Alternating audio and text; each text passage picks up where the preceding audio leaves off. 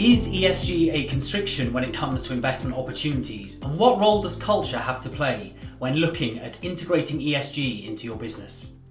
I caught up with Petra Dismore, CEO at NorthPeak Advisory, to hear her thoughts. Some people believe, Petra, that ESG is a constriction when it comes to investment opportunities. But can you share with us why you believe that to be a misconception? I fully understand that misconception because it is an approach that has just evolved recently.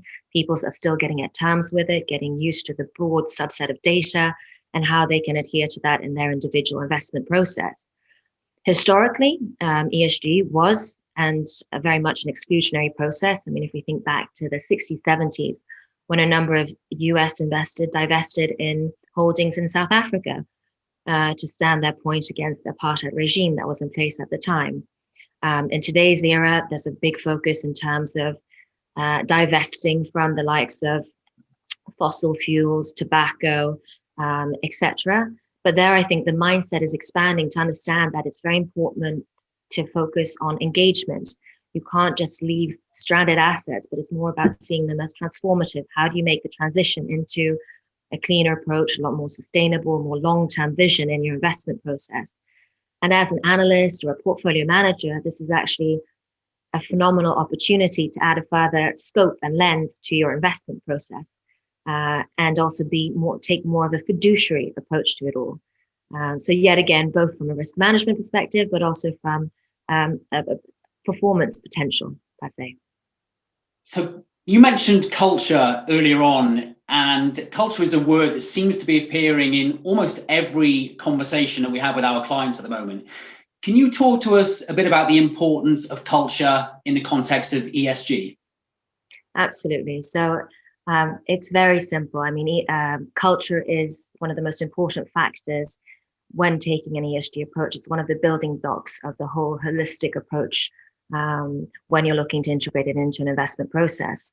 Because when you're looking to make changes in terms of a firm, a fund, in terms of how they will alter their investment process, it is key that they are on board, i.e. that there is a culture of understanding, of open-mindedness, and understanding the actual end benefits of integrating ESG in their investment process.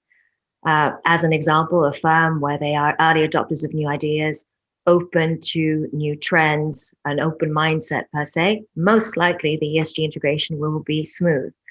Similarly, a firm which is very top-down steered, where senior management and the C-suite fully understand the benefits of integrating ESG, yet again, it will be a lot easier to integrate ESG in the overall business and investment process.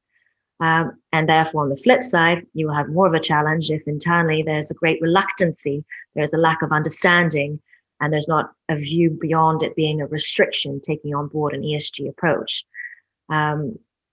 It's also very important to look at ESG at a firm level. There, at the end of the day, the investment management industry is a human capital business. It is key to see how you treat your employees, what type of mindset there is. Are you applying diversity and inclusion? Because cognitive diversity is huge and of utmost importance. And there, it's very, very easy to hire diversity, but going back to culture, if you don't have the culture in place to actually be open-minded, to have inclusion, it won't happen. So culture is a core building block in terms of integrating ESG.